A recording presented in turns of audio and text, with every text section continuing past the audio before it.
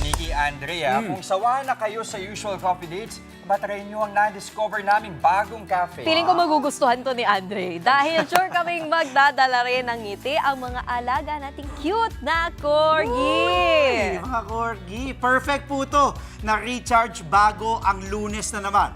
Eto, sabay-sabay po natin silipin sa report ng ating weekend buddy na si Monty Lopez. Mga kapatid, isang tulog na lang, Lunes na naman.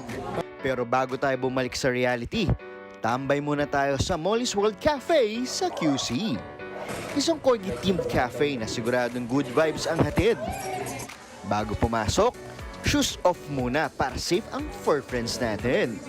At eto na sila, may corgi na mahilig sa treats. May mahilig magpa-belly rub. May chill lang at may feeling Sleeping Beauty. Perfect talaga ang bonding time kasama ang mga doggy para ma-recharge bago ang panibagong work week.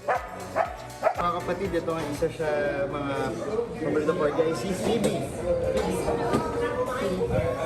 Pinakamahaba na yung pasensya niya. Bakit kaya? At kung first timer ka, nariyan si Pitmaster Friends para mag-assist. At habang naghihintay ng kape nyo, pwede ka makipaglaro at makipagbanding sa mga corgi. Very interactive naman. Okay naman. Very masaya sila. And hyper din pala na po ito. Kahit ang mga staff ng cafe, corgi ang quick emotional support break kapag nakapagod ang araw.